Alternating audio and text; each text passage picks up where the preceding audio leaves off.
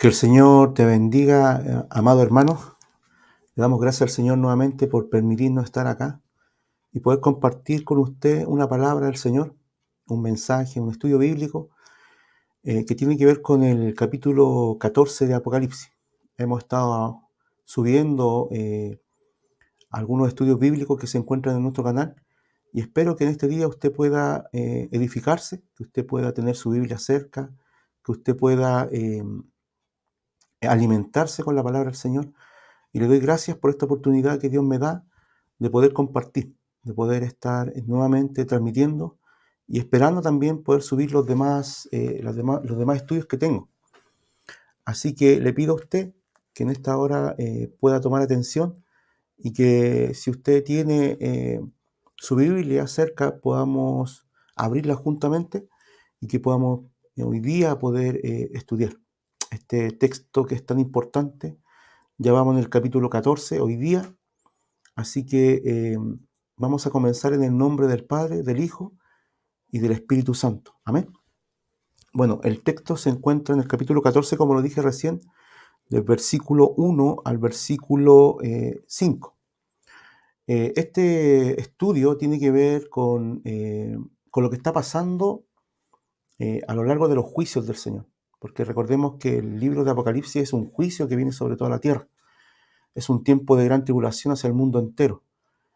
Pero dentro de ese tiempo, el Señor va a preparar a una cantidad de escogidos, ya, de la nación de Israel eh, para poder ocuparlos y para que ellos puedan evangelizar en ese tiempo que el mundo está recibiendo la ira de Dios, que el anticristo, ¿no es cierto?, y el falso profeta están dominando el mundo, pero dentro y en medio de todo ese caos, en medio de de toda esa ira, en medio de toda esa persecución, en medio de todo el problema mundial que se está gestando o que está aconteciendo en ese tiempo, el Señor separa 144.000, los escoge de la nación de Israel y los ocupa para un servicio especial que es la evangelización de ese tiempo.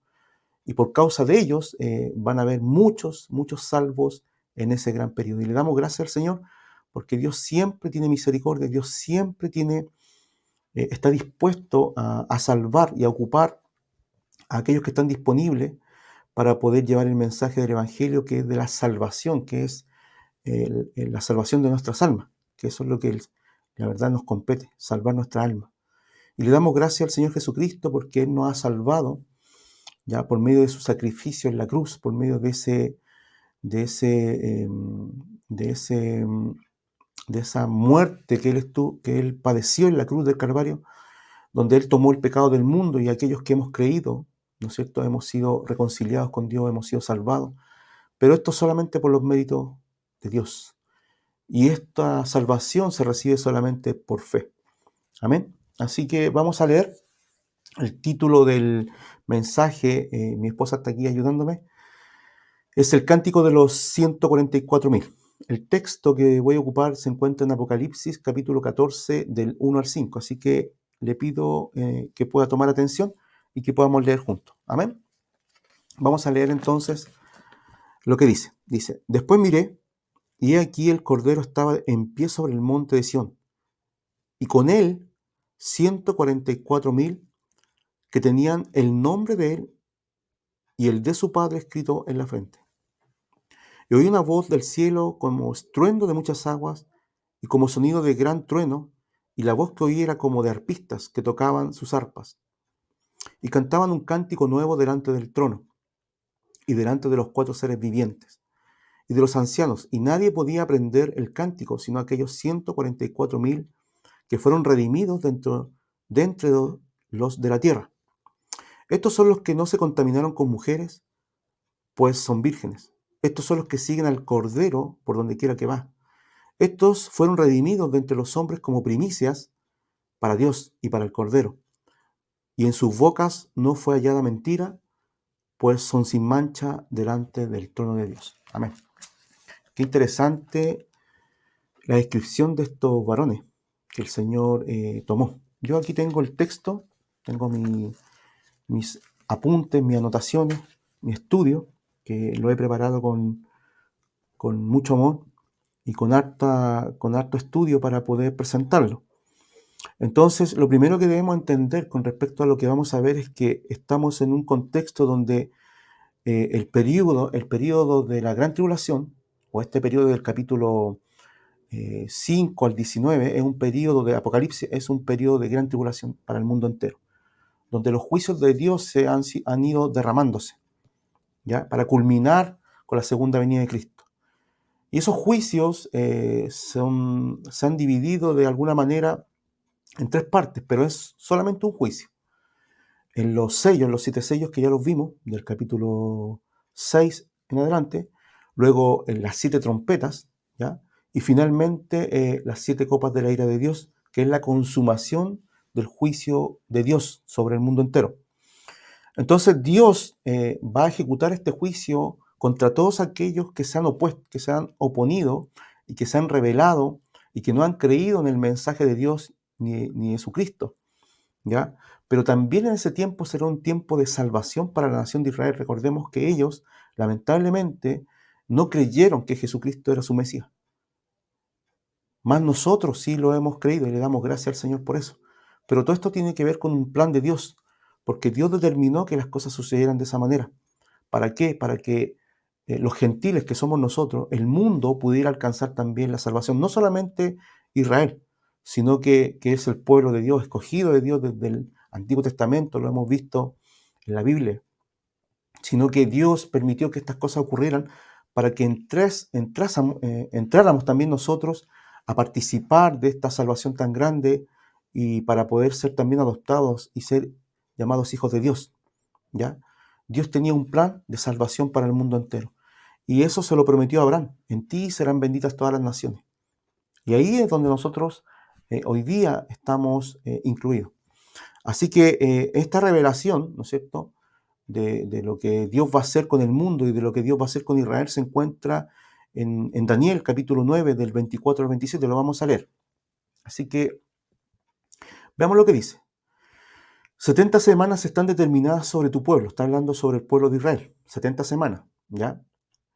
Y sobre tu santa ciudad, sobre Jerusalén o Sión, para terminar la prevaricación y poner fin al pecado. O sea, 70 semanas está determinado para que el sistema mundial y todas las cosas que están pasando terminen.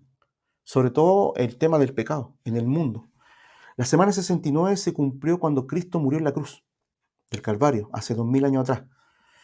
Y en ese día, ¿no es cierto?, el Señor detuvo la semana 70 para que la gran mayoría de las naciones, por medio de Cristo, por medio del Evangelio, pudieran entrar hasta este día a ese plan de salvación.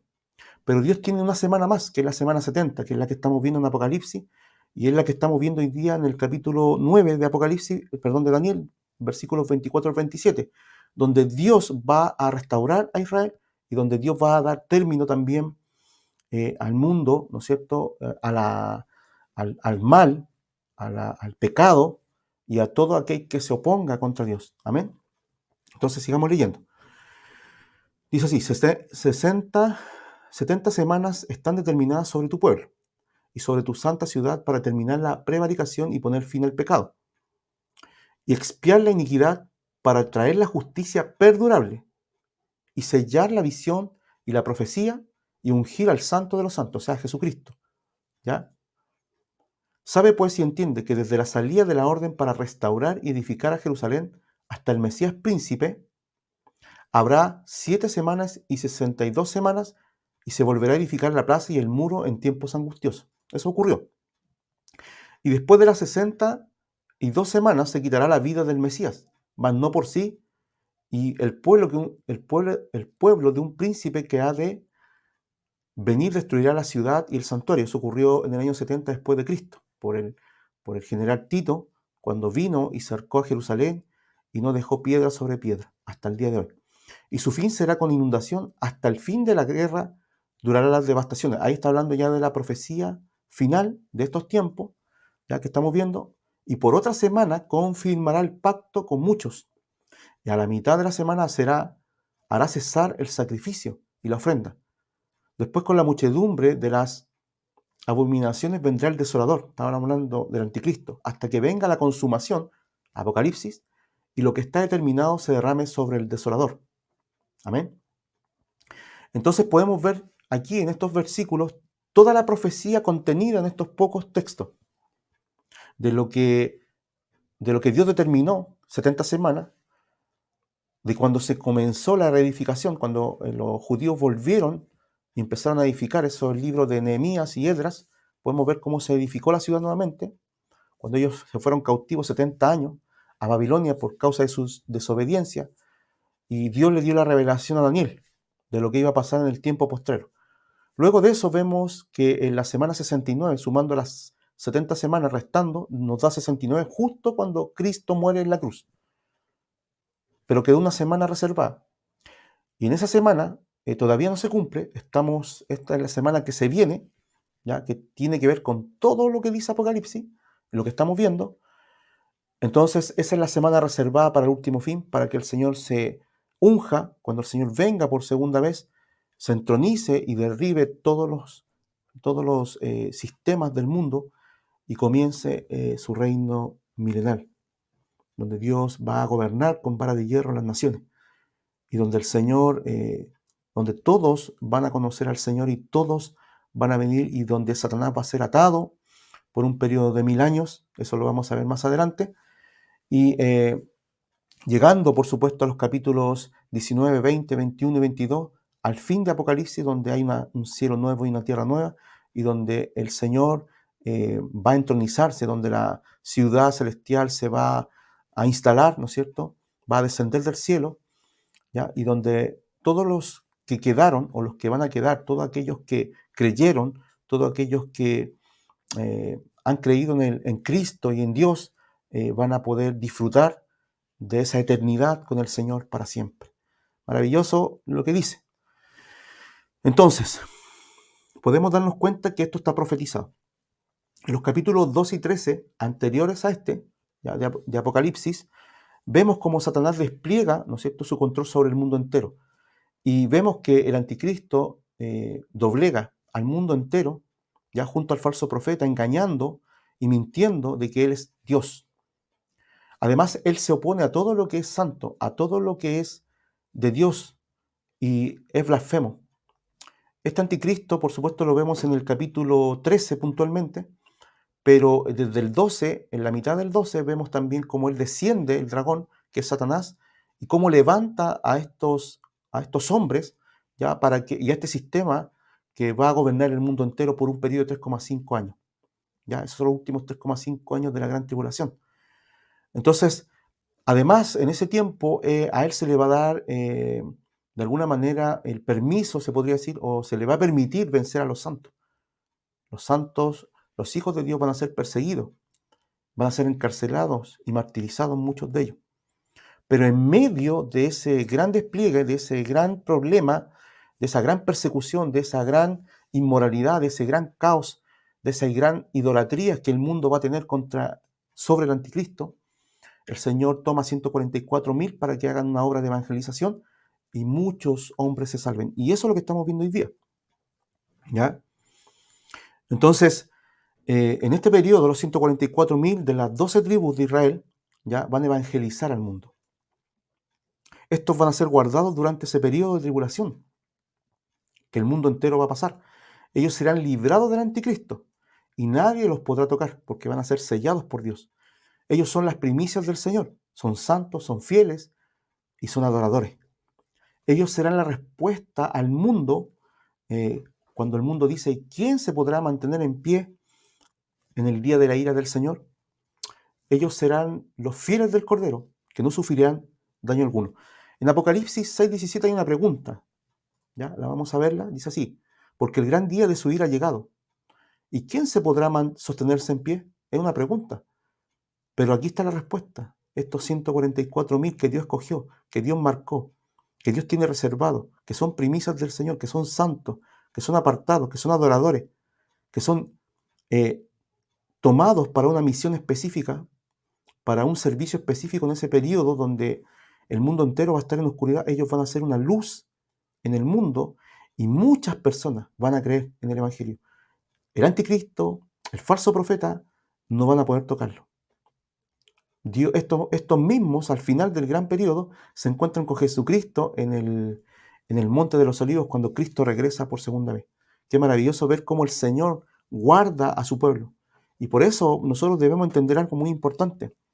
Ellos fueron escogidos, ellos fueron apartados, ellos fueron llamados a un servicio. Y de la misma manera, hoy día en esta generación, nosotros hemos sido llamados, escogidos para una misión específica, para enseñar, para mostrar, para predicar el Evangelio del Reino.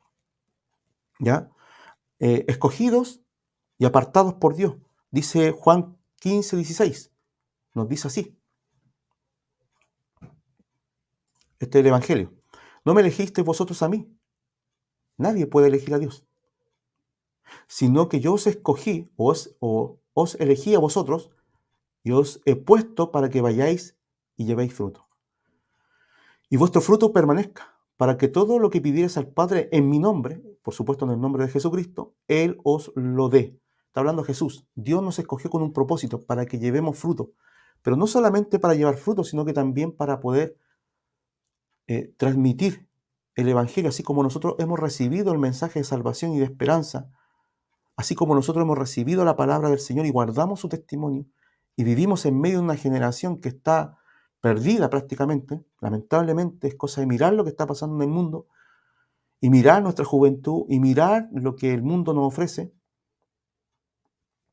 Hoy día nosotros somos luz en medio de la tiniebla, y tenemos el mismo propósito, escogidos para llevar fruto, escogidos para predicar el Evangelio a otros. Así como los 144.000 en ese periodo terrible fueron escogidos para lo mismo, hoy día, en este tiempo, usted y yo tenemos esa responsabilidad de compartir a otros lo que Dios ha hecho por nosotros, de compartir a otros el Evangelio de Jesucristo, de compartir a los demás para que tengan una oportunidad de salvación. Porque el que no tiene a Cristo no tiene la vida. El que no tiene a Cristo está condenado. El que no tiene a Cristo le espera un infierno. No hay esperanza ni salvación para todo aquel que no tiene a Cristo. Por eso que es importante que nosotros entendamos esto y podamos compartir el Evangelio con aquellos que aún no han escuchado, y podamos orar por aquellos que aún no han entendido, y podamos buscar a aquellos que se han salido de las cosas del Señor, porque el alma es la que se va a perder para siempre. Pero más nosotros entendemos lo que va a pasar, y por eso nosotros nos motivamos en el amor del Señor por lo que Dios hizo por nosotros. Porque Cristo nos salvó cuando estábamos perdidos, cuando íbamos camino al abismo, cuando íbamos camino al infierno. Dios salió al camino, nos habló y nos trajo hacia Él. Él nos eligió y nos escogió para llevar mucho fruto y que este fruto permanezca. Cuando dice permanezca, significa que hasta el final. Uno es de Cristo y es hasta el final. Uno nace de nuevo, es transformado día a día. El Señor empieza a hacer una obra en nuestros corazones. Nosotros escuchamos su palabra, nos congregamos, estudiamos la palabra del Señor, leemos, oramos y hacemos actividades que son espirituales para poder crecer, para poder entender más y para poder permanecer firmes en esa fe que nos fue dada, fundamentados, por supuesto, en la roca que es Cristo, en sus palabras, para poder permanecer y que nuestra alma finalmente llegue a donde Dios está. Amén. Efesios 1:13 dice así: el Señor nos dio el Espíritu Santo. En Él también vosotros, habiendo oído la palabra de verdad, el Evangelio de vuestra salvación, y habiendo creído en Él, fuisteis sellados con el Espíritu Santo de la promesa. Sellado significa que Dios puso una marca, así como estos 144.000 tenían una marca en su frente, que era el nombre del Señor, de Dios y del Cordero.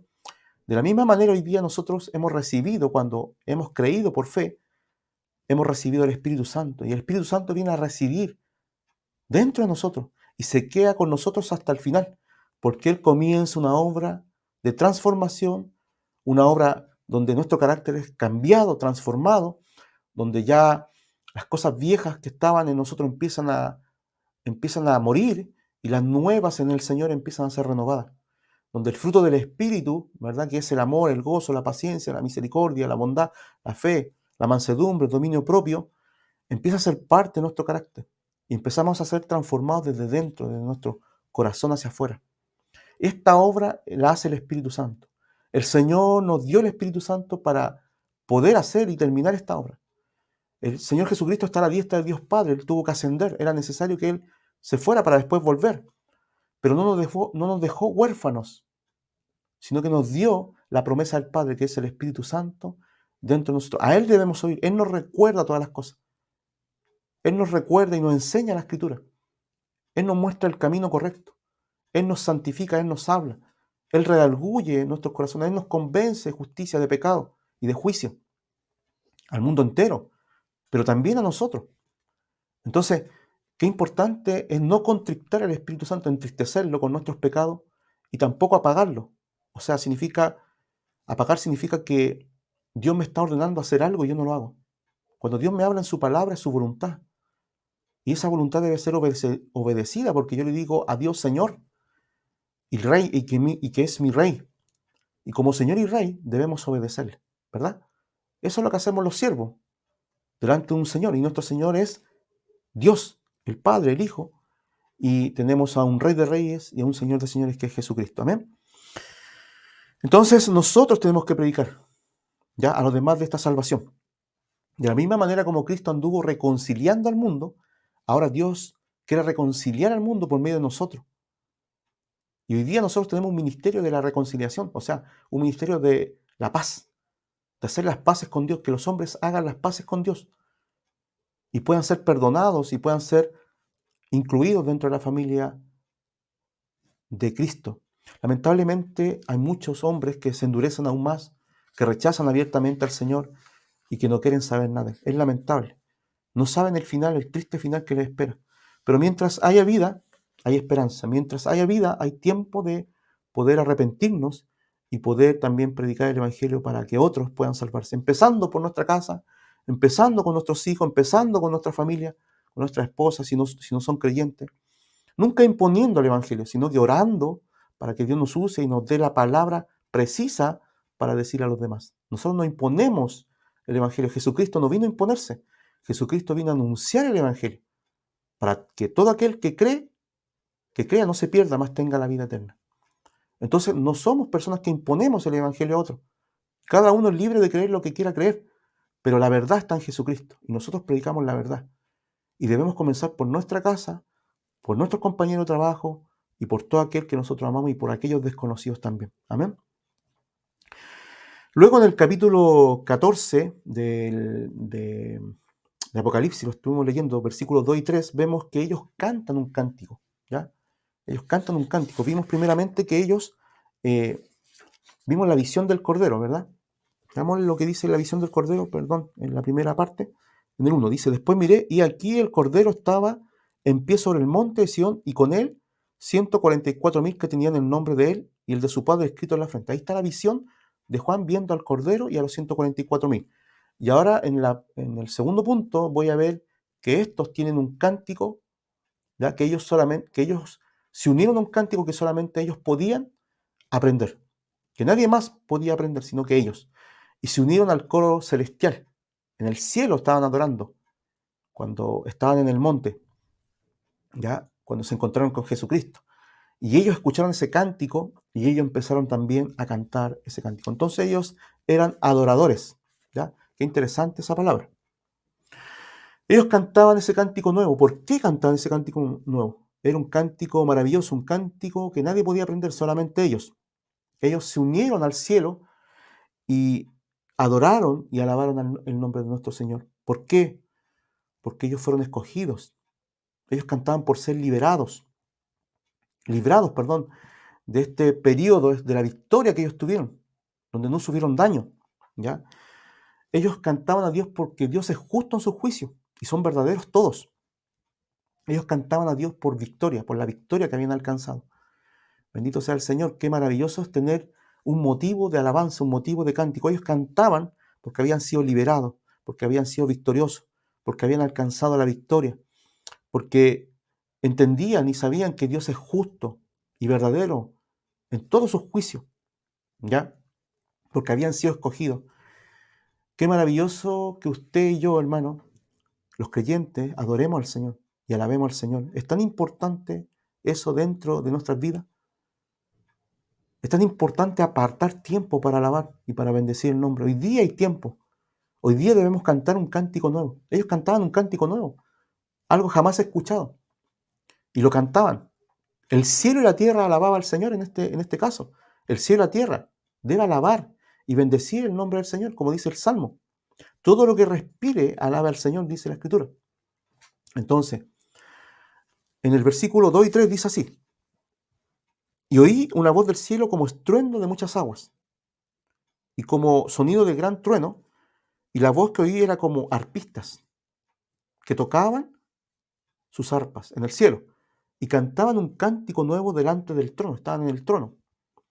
No los 144.000, sino que se escuchaba en el cielo esta alabanza. Y sabemos que en el capítulo 4 y 5 vemos cómo eh, los millares de ángeles adoraban al Señor, los seres vivientes alababan al Señor, los, los santos alababan al Señor, ¿ya? Y dice, y cantaban un cántico nuevo delante del trono y delante de los cuatro seres vivientes y de los ancianos. Los ancianos se postraban, ya, se humillaban y lanzaban sus coronas, capítulo 4 y 5 de Apocalipsis, y nadie podía aprender el cántico sino aquellos 144.000 que fueron redimidos dentro de la tierra.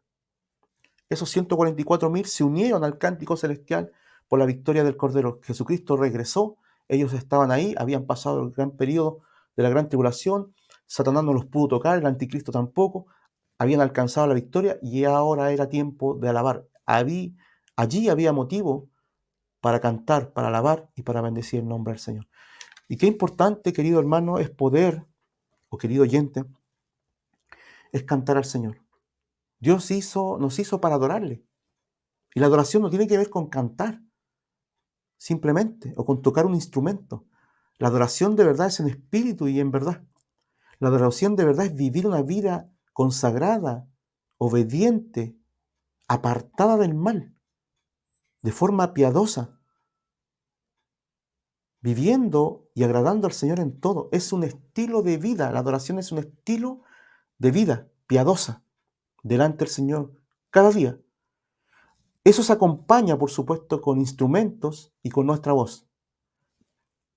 No es importante el cántico si yo no estoy viviendo una vida consagrada al Señor. Puedo cantar muy lindo, puedo tener un talento tremendo, puedo aprender la guitarra y a tocar instrumentos, pero si no estoy viviendo verdaderamente como un adorador, no sirve mucho esos instrumentos que dan algún tipo de sonido. ¿Ya? Entonces, ¿qué debo hacer para adorar al Señor primeramente? Consagrarme, permanecer en Él, santificarme, apartarme del mal, confesar mis pecados, cambiar mi manera de pensar y de vivir, guardarme para el Señor, ser luz en medio de esta generación. Nosotros somos la luz del mundo y la sal de la tierra, dice la Escritura.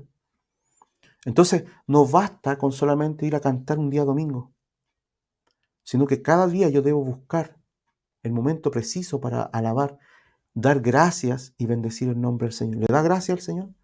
¿Usted bendice su nombre? ¿Usted adora al Señor?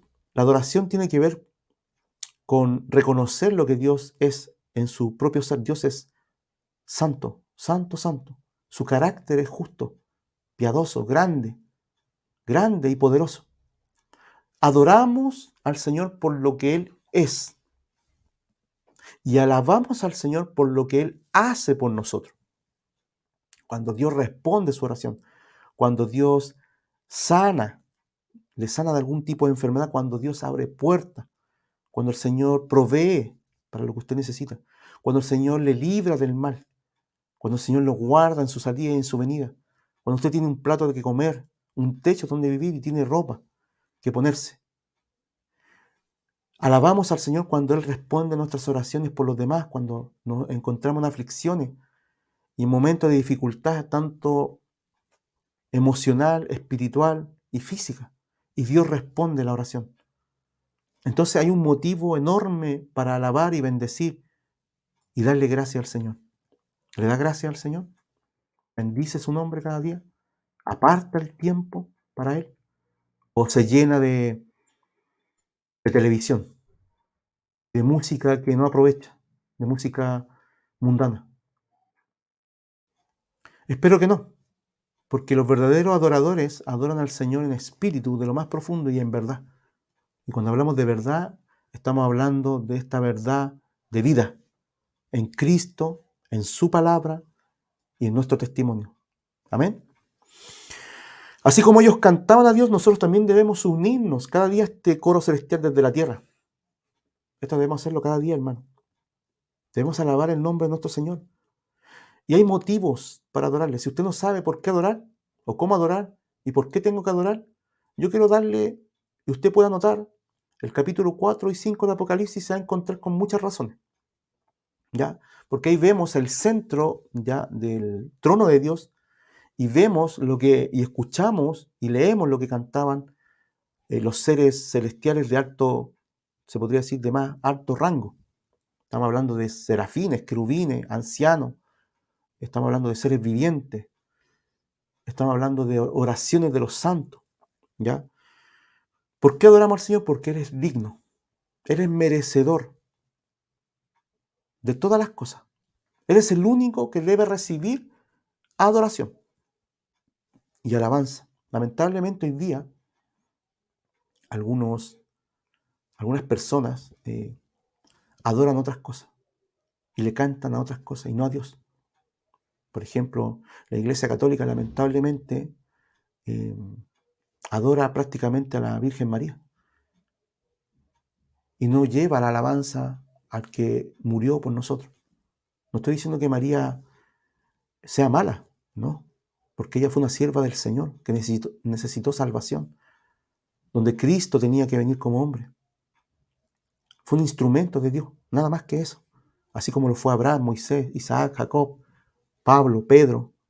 María tuvo que ser un instrumento del Señor, nada más que eso. No se le tiene que rendir ningún tipo de culto, no se tiene que cantar a ningún tipo de ángel ni adorar a ningún tipo de ángel.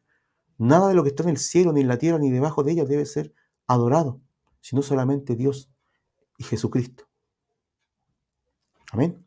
Entonces, Dios es digno de recibir la adoración por su santidad, poder y eternidad. Dios es digno de recibir la adoración por lo que Él creó. Y Dios es digno de recibir la adoración y la alabanza porque Él nos ha salvado. Entonces hay motivo suficiente para poder adorar y alabar el nombre del Señor. ¿Por qué? Por su carácter santo, por su poder. Dios es todopoderoso. Y por su eternidad. Dios no es creado, Dios es autosuficiente, tiene autovida en sí mismo, ¿no? Él no tiene que depender de nada ni de nadie, Él lo creó todo. Entonces por eso nosotros también le adoramos, porque Él tiene vida en sí mismo, por eso es Dios, pero Él creó, y nosotros somos parte de esa creación, y el mundo entero fue creado por Él, y por eso también le damos alabanza y adoración. No sé si usted disfruta de lo que Dios ha hecho, del sol y las estrellas, del mar, de los campos verdes, de las frutas, de los animales y de todas las cosas que Dios ha hecho maravillosamente. Eso es motivo de alabanza y de gloria al Señor. ¿Me entienden? Y lo más importante para nosotros, Él nos ha salvado. Y eso ya es motivo suficiente para que los hijos de Dios adoren y alaben y le den gracia al Señor porque Él nos salvó. Amén. Dios está buscando adoradores que le adoren en espíritu y verdad, lo dije. Adoradores que vivan en santidad, adoradores que guarden el testimonio, que sean verdaderos testigos de Él. ¿Cómo yo puedo ser un testigo? Guardando su palabra, viviendo su palabra, predicando y enseñando su palabra a los demás. No ser un hipócrita religioso que dice una cosa y hace otra. Adoradores que sean fieles al Cordero, adoradores que se postren delante de Él. Entonces, alabemos al Señor en su santuario por su magnificencia, alabemos al Señor con un cántico nuevo, alabemos al Señor en la iglesia con instrumentos, con salmos. Alabemos porque Él nos ha redimido de toda tribu, lengua y nación. Alabemos al Señor. Me gustan mucho los salmos 145 al 150. Se los recomiendo, anótelo, para que los pueda leer. Y usted se va a dar cuenta de cómo alaban esos salmistas. Maravilloso lo que está escrito ahí. Por supuesto, le recomiendo todos los salmos y toda la Biblia, pero para mí del 145 al 150 me han marcado personalmente. Pasando al punto 3 de estos 144.000, que son el versículo 4 y 5. Ellos tienen cualidades, y esas cualidades debemos tenerlas también nosotros. Cualidades de su carácter y de su pureza. Veamos lo que dice el 4 al 5. Dice así: entonces son los que no se contaminaron con mujeres. Ese es el primer punto. No es que las mujeres, no que el matrimonio que Dios santificó nos contamine, aquellos que estamos casados, no.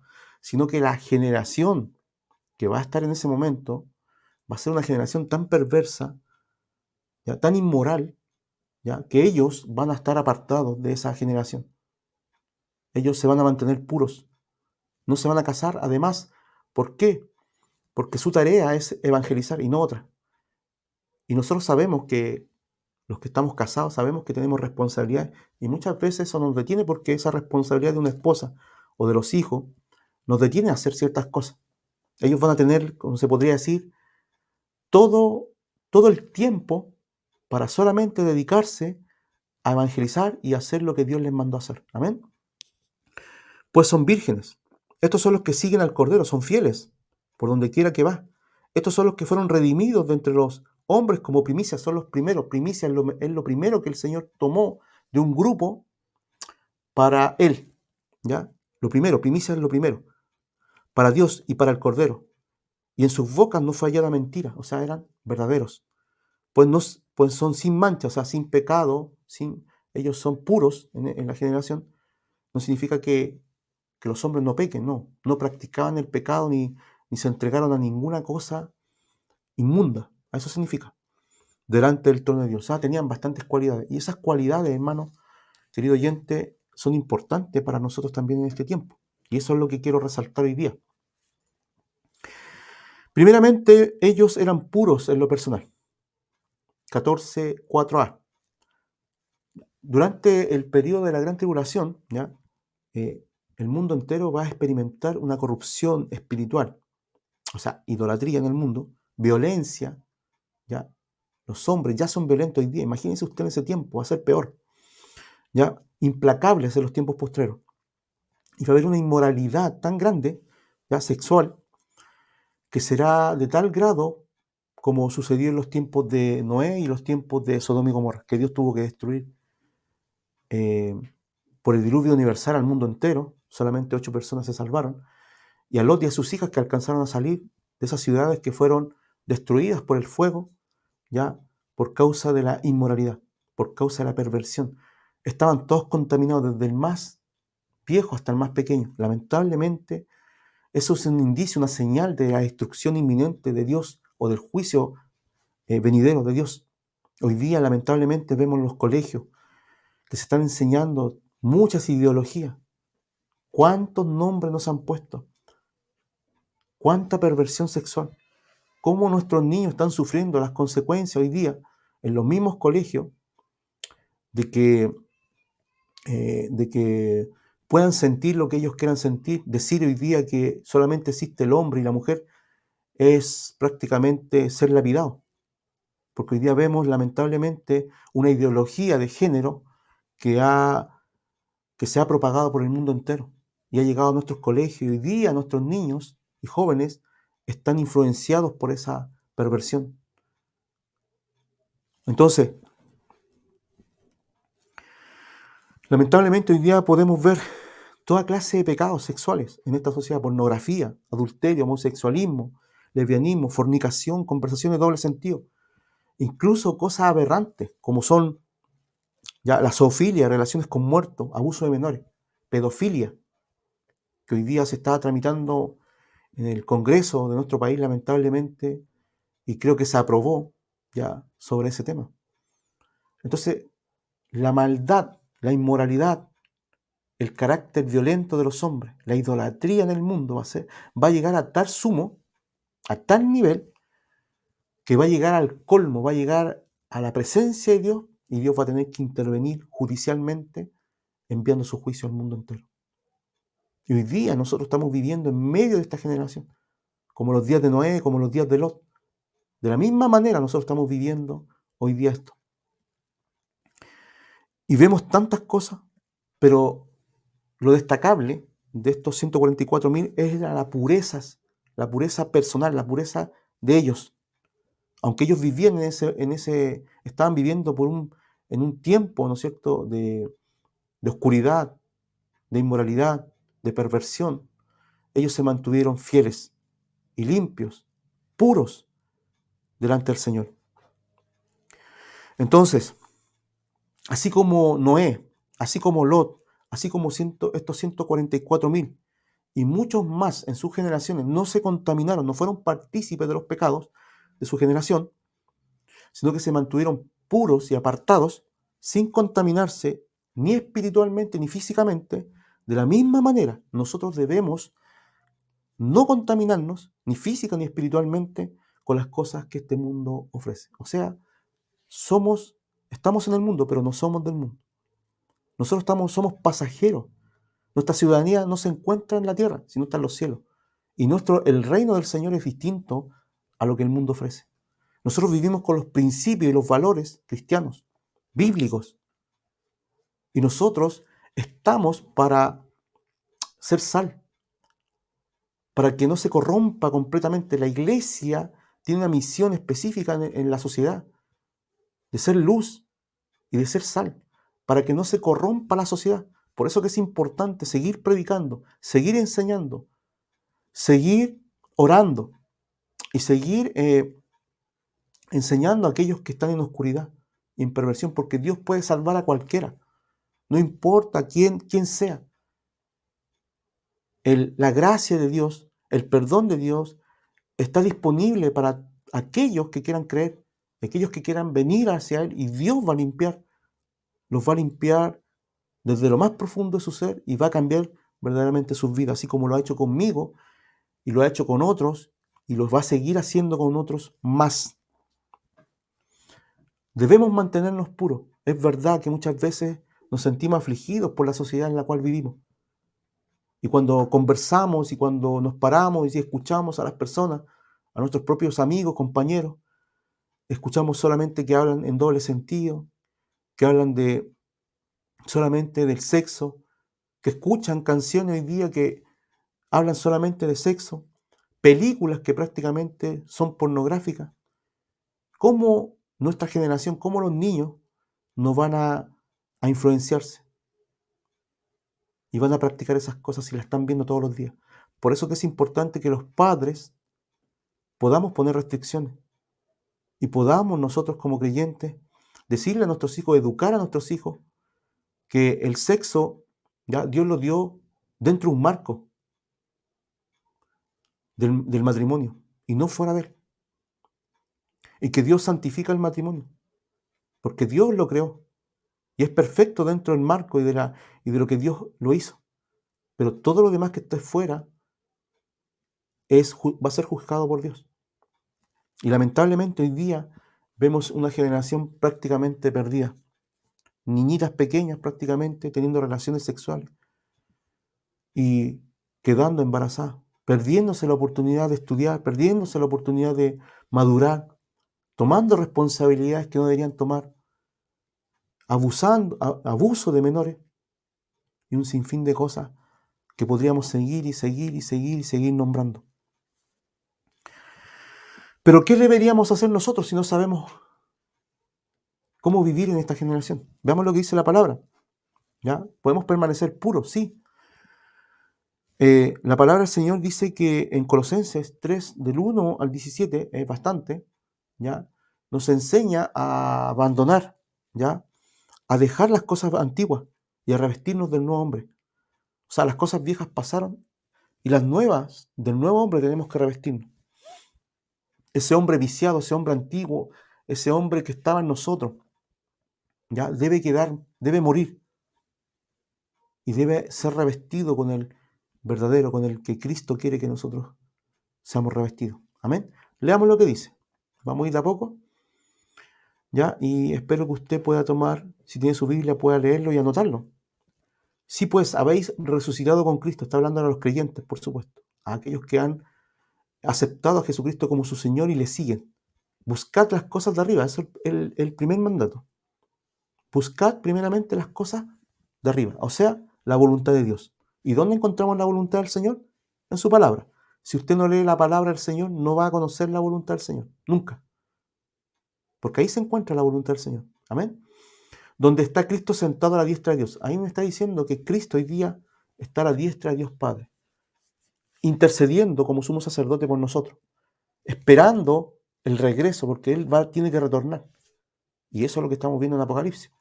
Poner la mira en las cosas de arriba y no en la de la tierra. ¿Ve? Aquí hay una diferencia total. Nosotros como creyentes debemos poner las cosas de arriba, la mira, o debemos poner la mira en las cosas que están arriba, en las cosas celestiales, en las que Dios nos manda a hacer, y no en las de la tierra, ¿ya? Porque son dos sistemas distintos, dos reinos distintos. El reino celestial y los valores del reino son diferentes a lo que el mundo ofrece. Sigamos leyendo. Porque habéis muerto. Cuando dice porque habéis muerto, significa que uno murió a esa antigua manera de vivir. Cuando uno viene a Cristo, uno muere. Ese hombre antiguo, esa mujer antigua, viciado, corrompido, muere. Se queda atrás porque no sirve para el reino. Tiene que morir para que el nuevo hombre, creado según Dios, engendrado por Dios, empiece a manifestarse desde dentro, con una nueva vida espiritual, conociendo a Dios y todas las cosas, y apartándose y viviendo como Dios lo quiere. Y vuestra vida está escondida en Cristo, con Cristo en Dios. Cuando Cristo vuestra vida se manifiesta, entonces vosotros también seréis manifestados con Él en gloria. Está diciendo que cuando Cristo venga, nosotros también seremos manifestados en la gloria, con ese cuerpo glorificado, con ese cuerpo nuevo que Dios promete, ese cuerpo incorruptible, ese que no va a morir nunca. Este cuerpo que tenemos hoy día lamentablemente se enferma y muere. Pero Dios prometió que Él nos iba a dar la vida eterna. Por ende, también un cuerpo glorificado. Una nueva vida, un nuevo cuerpo. Ese cuerpo que no va a morir nunca, porque va a ser eterno. Haced morir. Mandato. Haced morir. Pues lo terrenal en vosotros. ¿Qué es lo terrenal? En nosotros. En nosotros. Estamos hablando de lo que hay dentro de nuestro corazón, dentro de nuestra mente. Esos deseos que están dentro de nosotros que son malos, que es fornicación, que es impureza, que son pasiones desordenadas, que son malos deseos, avaricia, que es idolatría, dice. Cosas por las cuales la ira de Dios viene sobre todos los hijos de desobediencia. O sea, aquellos que tienen y practican estas cosas y se recrean y no abandonan su pecado, la ira de Dios va a venir sobre ellos, en las cuales vosotros también anduvisteis en otro tiempo cuando vivías en ella. ¿Ve? Le está diciendo a una iglesia que ellos vivieron, que éramos así antes. Pero hoy día el Señor nos dice que debemos hacer morir esas cosas antiguas y debemos revestirnos del nuevo hombre. Sigamos. Pero ahora dejad también vosotros todas esas cosas: ira, enojo, malicia, blasfemia, palabras deshonestas, esos garabatos que salen de la boca y las maldiciones que salen de vuestra boca. No mintáis los unos a los otros, habiendo despojado del viejo hombre con sus hechos. Hasta ahí. Habiéndonos despojado, ese hombre viejo tiene que despojarse, tiene que irse, tiene que morir. Y solamente hacemos morir lo terrenal en nosotros cuando nos sometemos al Espíritu Santo. Cuando luchamos contra el pecado, cuando combatimos, cuando nos alejamos y nos apartamos del mal, cuando le pedimos ayuda al Señor que nos cambie y nos transforme y nos haga nuevas criaturas. Sigamos. Y revestidos del nuevo. Hay que hacer morir entonces uno viejo, pero hay que vestirse o revestirse del nuevo, el cual es conforme a la imagen del que lo creó. Se va renovando hasta el conocimiento pleno. Qué interesante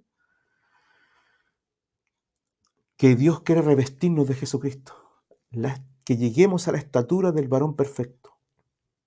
Si usted quiere saber cómo Dios nos quiere ver, nos quiere ver como pequeños Cristo. Es cosa de ver a Cristo. Humilde, sencillo, nunca pecó, hizo el bien, hizo tanto bien, predicó la verdad, vivió la verdad, hasta la muerte fue obediente, nunca abrió su boca, nunca maldijo. Al contrario, siempre estuvo, eh, estuvo, se podría, abierto a que las personas se arrepintiesen y a recibirlos. Qué interesante lo que nos hace falta como seres humanos. Si fuéramos todos como Cristo, este mundo sería totalmente distinto. Pero el Espíritu Santo que está en nosotros quiere hacer esa obra. Y debemos permitirle al Señor que lo haga. Debemos orar más. Debemos escudriñar más las Escrituras. Debemos obedecer más. Debemos alejarnos más del pecado y abandonarlo. Debemos revestirnos del nuevo hombre, creado conforme a la imagen de Dios. Sigamos. Hasta el pleno conocimiento, donde no hay griego ni judío, circuncisión ni incircuncisión, bárbaro ni escriba, ni cita, siervo ni libre, sino que Cristo es el todo y en todos. Todo gira en torno al Señor. Vestidos pues como escogidos de Dios, santos y amados. Mire, santos y amados. Esa es la vestidura de entrañable misericordia. O sea, misericordiosos como Jesús es, amados como Cristo amaba, santos, puros, de benignidad, de humildad, de mansedumbre, de paciencia, soportados unos a otros y perdonados unos a otros si alguno tuviera queja contra otro. De la manera que Cristo os perdonó, así también hacedlo vosotros. Qué interesante las características de un creyente como Dios quiere que viva. Diferentes, ¿verdad? ¿Nos falta? ¿Nos falta cambiar? Sí, nos falta cambiar. Pero es una obra de Dios cuando nosotros permitimos y obedecemos y permitimos que el Señor haga su obra en nosotros. Dios cambia, ¿verdad? ¿Se demora el proceso? Sí. Cada día hay que hacerlo, sí. Pero hay un cambio de verdad. Lo que éramos antes va a quedar en el pasado. Esa mujer mal genia, ese hombre mal genio, esa mujer iracunda, esa falta de perdón, esa boca ya sucia, va a cambiar en bendición. Ese corazón no perdonador ahora va a ser misericordioso. Esa falta de amor que había en nosotros, ahora nosotros vamos a poder amar a los demás y ayudar a los demás. Hay muchas cosas. Vamos a ser pacientes con los demás. Vamos a tener la disponibilidad de perdonar a aquellos que nos han ofendido, así como Cristo nos perdonó. Vamos a poder soportar las cargas de los demás, hasta llegar a poner la otra mejilla, como dice Cristo. Pero solo y cuando nos entreguemos completamente a Dios. De lo contrario, el viejo hombre o la vieja mujer que está dentro va a volver a aparecer. Amén. Dice, y sobre todas estas cosas vestidos de amor, que es el vínculo perfecto. Todo lo que hagamos y todo lo que hacemos se tiene que hacer en amor. Amén. Todo se tiene que hacer en amor.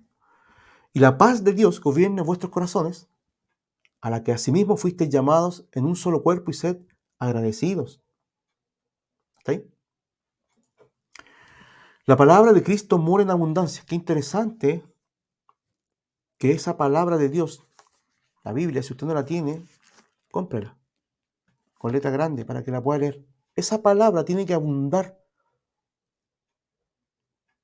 en nosotros, enseñando y exhortando. Para eso, para enseñar y para exhortar unos a otros en toda qué sabiduría, cantando con gracia en vuestros corazones al Señor con salmos e himnos y cánticos espirituales. Y todo lo que hacéis, sea de palabra o de hecho, hacerlo todo en el nombre del Señor Jesús, dando gracias a Dios el Padre por medio de Él, con acciones de gracias, con cánticos, con salmos, exhortando, enseñándolos, creciendo en el conocimiento de Dios, siendo sabios, entendidos en la voluntad de Dios. Ese es el nuevo hombre que Dios quiere crear en cada uno de nosotros y que está haciendo hoy día con muchos. Algunos recién han nacido porque hay un nacimiento espiritual. Cuando uno acepta a Jesucristo y le dice, Señor, te recibo como mi Salvador, como mi Señor, creyendo en fe y diciéndole, Señor, perdona todos mis pecados, me arrepiento de ellos. Señor, tú eres mi Dios, te confieso como mi único Señor y Salvador. Cuando usted hace esa oración creyendo en su corazón de verdad, entregándose al Señor, reconociendo que usted no puede salvarse, reconociendo que usted no puede darle nada bueno a Dios, reconociendo que no hay ninguna obra, ni religión, ni ninguna cosa que pueda darle al Señor para salvarse y dependa completamente en lo que Jesucristo hizo por usted, ahí viene el Espíritu Santo a su corazón y a su vida y se queda a morar y comienza la obra de ese nuevo nacimiento, donde ese bebé espiritual que recién nació tiene que alimentarse de la palabra para ir creciendo. La palabra es como el pan, es el alimento para el creyente. Esto nos alimenta, esto nos hace crecer, esto nos hace sabios y entendidos en la voluntad del Señor, en el conocimiento verdadero de la verdad. Y ninguno nos va a poder engañar, nadie nos va a poder engañar, porque vamos a conocer a Dios y a su Hijo Jesucristo. Porque el Espíritu Santo nos va a mostrar el camino, nos va a guiar y nos va a ayudar cada día. Y nos vamos a someter obedientemente como hijos del Señor, como un Padre bueno que está en los cielos. Lo vamos a escuchar y lo vamos a amar. Y por todo lo que hace cada día y por lo que Él dice y hace y lo fiel que Él, le vamos a cantar, le vamos a alabar y le vamos a bendecir. Amén. Entonces, estos varones ya eh, eran puros en lo personal, puros en esta generación. Y de la misma manera nosotros debemos ser puros. Segundo, eran fieles al Cordero. Fieles. La palabra fiel es importante, fidelidad. Pero lo primero que debo entender yo con respecto a la fidelidad de Dios es que Dios es fiel. Y en Él todas las promesas se cumplen. Jesucristo es el sí o el amén de Dios. O sea, entonces nosotros podemos tener completa seguridad de que Dios va a hacer todo lo que Él dice y todas sus promesas se van a cumplir en Cristo. Porque el sí de Dios, o el amén, que significa decir sí, que así sea, es Jesucristo. Y Jesucristo se levantó de entre los muertos. Jesucristo está a la diestra de Dios Padre. Jesucristo está intercediendo por nosotros. Jesucristo va a regresar. Y todo lo que sucede con Jesucristo y todas las promesas para su pueblo y los santos se encuentran en Jesús. Así que si usted quiere promesas, si usted quiere bendiciones, tiene que buscar a Jesucristo. Cuando usted está en Cristo, las bendiciones del Señor están sobre usted. Por supuesto que nosotros pedimos todo en la voluntad del Señor y no en lo que nosotros queramos, no para nuestros deleites, sino para que se haga la voluntad del Señor. Dios prometió que nunca nos iba a faltar el pan, que el Señor nos iba a vestir, que el Señor nos iba a guardar. Eso lo prometió el Señor. Dios no prometió nada en este sistema. El Señor prometió todo cuando Cristo regrese. Ahí el Señor se va a instalar y va a darnos todas las cosas que nos tiene guardadas o reservadas como herederos de Él. Mientras tanto, nosotros podemos padecer lo mismo que cualquier ser humano, pero vamos a estar con el Señor. Dios va a estar con nosotros todos los días hasta el fin del mundo. El Señor dijo que todos los días Él iba a estar con nosotros. Y tenemos un Padre en los cielos al cual podemos clamar y acercarnos confiadamente al trono de la gracia para pedir el oportuno socorro para nuestras vidas. Y ahí es donde usted puede pedir, donde el Señor va a manifestarse, donde el Señor le va a ayudar. Qué bueno tener un padre y no estar solo en esta vida. Si tu padre, si tu madre te dejó, dice Jehová, con todo eso yo te voy a recoger. Porque Dios no desecha a lo suyo. somos hijos del Señor. Qué bueno saberlo, qué bueno saber eso, qué bueno entender de que no estamos solos, que tenemos un Padre, que Dios es fiel en sus promesas. Entonces, ¿qué quiere Dios de nosotros? Que tengamos su carácter, que también seamos fieles con Él y con su Hijo Jesucristo.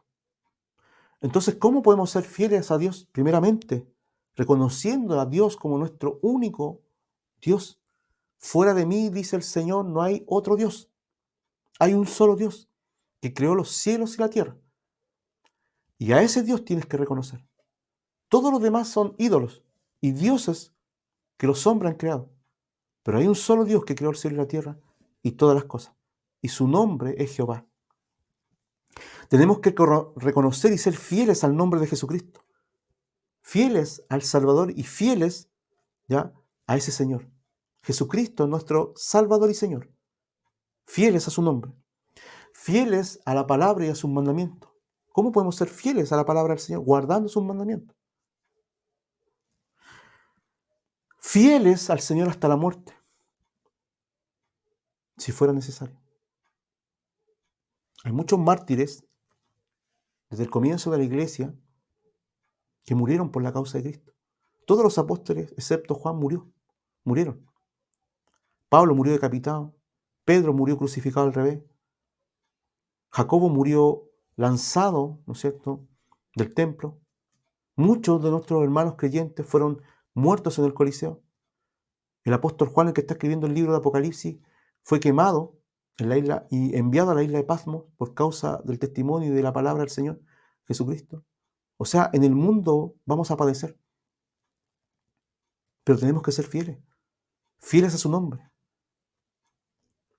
fieles a no renegar contra Dios. Porque también dice la Escritura que el que le negase delante de los hombres, dice Jesús, yo le negaré delante de mi Padre.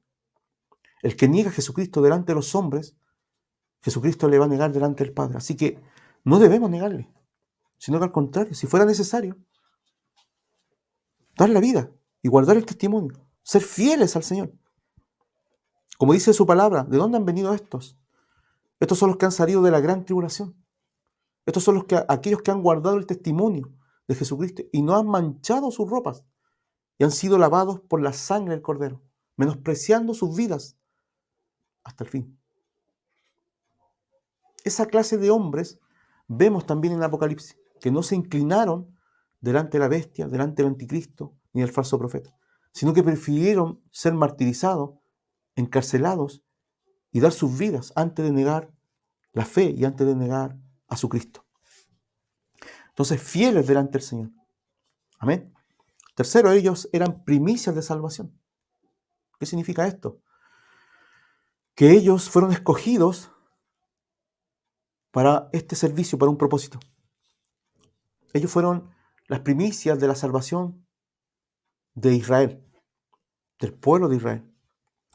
Lamentablemente debemos recordar que ellos rechazaron a Cristo en un principio, hace 2000 años atrás, cuando Cristo vino al mundo. Jesús anduvo entre los suyos, pero los suyos no le recibieron. Está hablando de los judíos. Muy pocos le recibieron. Lamentablemente la nación de Israel todavía está esperando al Mesías que venga. Y el Mesías ya vino. Más a todos los que le recibieron, nosotros. A los que creen en su nombre, les dio poder o potestad de ser llamados hijos de Dios. Hoy día nosotros hemos reconocido a nuestro Señor Jesucristo, pero el Señor no lo rechazó, sino que el plan de Dios es perfecto. ¿Ya? Reservó la última semana, la que estamos viendo, para la restauración de Israel. Y de ahí tomó 144.000. ¿Para qué? Para que en ese último tiempo el Evangelio se pudiera predicar y muchos fueran salvados. Y esto es todo por voluntad de Dios y propósito de Dios. ¿Ya? Dios quería que los gentiles entraran al pacto, al redil. Que las naciones vinieran y conocieran al Señor. No solamente un grupito, una nación que era Israel, sino que todo el mundo fuera bendecido por Jesucristo. ¿Ya? El capítulo 11 de Romanos lo dice claramente, lo puede leer. Ya que Dios se había propuesto en salvar a los gentiles, cumpliéndose lo que dijo Abraham, en ti serán benditas todas las naciones de la tierra. Y eso se cumplió cuando Cristo vino al mundo y nosotros le recibimos como gentiles, no siendo parte de la nación de Israel, no siendo parte del pueblo de Dios. Nosotros hemos sido ahora adoptados, hijos de Dios, ¿ya? Siendo recibidos por el Señor, ahora siendo hijos de Dios, heredando todas las promesas que Dios tiene reservadas para sus hijos. Bendito sea el Señor que nos dio esa oportunidad. ¿Ya? ¿Cuándo ocurrió esto? Cuando Cristo vino al mundo, ¿ya? El Señor anunció el Evangelio a todos, y a los que creyeron, ¿ya? Estos fueron salvados y ordenados para vida eterna. Y dentro de esos que fueron ordenados para vida eterna estamos nosotros, hermanos. Y también tenemos que recordar el día de Pentecostés como el día de las primicias de la iglesia, cuando el Señor, ¿no es cierto?, subió, ascendió a los cielos, pasaron 40 días y los hermanos, más o menos como 120, se fueron al aposento alto a esperar lo que Jesús le había prometido del Padre, y ellos estaban orando unánimes. En el libro de Hechos capítulo 1 en adelante podemos ver esa historia, y vemos que descendió justo en el día de Pentecostés, que era el día de la fiesta de las primicias, descendió sobre ese aposento y fueron bautizados con el Espíritu Santo de la promesa. Bendito sea el Señor. Entonces también la iglesia tuvo primicias, así como estos fueron los primeros, también la iglesia tuvo las primicias. Y aquí es donde nosotros debemos entender que, a pesar de que a lo mejor no somos los primeros, porque la iglesia de Jerusalén fue la primera, estamos dentro también de ese redil y le damos gracias al Señor. Entonces ellos fueron, estos 144 son primicias de salvación de Israel que Dios tomó y los apartó con un propósito para poder dejarlos como remanente en ese periodo de gran tribulación. Gracias le damos al Señor por eso, que es bueno. Y finalmente, para ir terminando, ellos eran santos delante de Dios y verdaderos. Qué interesante ser santo y verdadero delante de Dios, guardando un testimonio de verdad. ¿Cuántas veces ha escuchado usted, no, estos son hipócritas? Estos dicen una cosa y hacen otra. Son todos falsos. Y es verdad, tienen razón. Muchas veces decimos una cosa y hacemos otra. Y eso es hipocresía. Eso es falsedad. Pero Dios quiere que nosotros seamos verdaderos. Dios quiere que si predicamos la verdad, vivamos la verdad. Si predicamos en contra del pecado, que nos apartemos del pecado. Si predicamos en contra de la mentira, que hablemos verdad. Que seamos luz y no oscuridad. Que seamos verdaderos y no falsos. Que haya en nosotros un genuino, un cristianismo genuino en nuestros corazones. Entonces, ¿qué significa esto? Ellos eran verdaderos sin mancha delante de Dios y delante, por supuesto, de esa generación. Sofonías, capítulo 3, versículo 13, dice lo siguiente. Vamos a leerlo. El remanente de Israel no hará injusticia ni dirá mentira. Mire lo que dice Sofonías, capítulo 3, versículo 13. El remanente de Israel no hará injusticia ni dirá mentira, ni en boca de ellos se hallará lengua engañosa, porque ellos serán apacentados y dormirán, y no habrá quien los atemorice. Qué interesante las características de ese remanente. ¿Ya? Serán, serán justos, serán verdaderos, no habrá engaño en ellos, ¿ya? Y ellos podrán, por supuesto, dormir sin ningún temor, porque su conciencia no los va a acusar.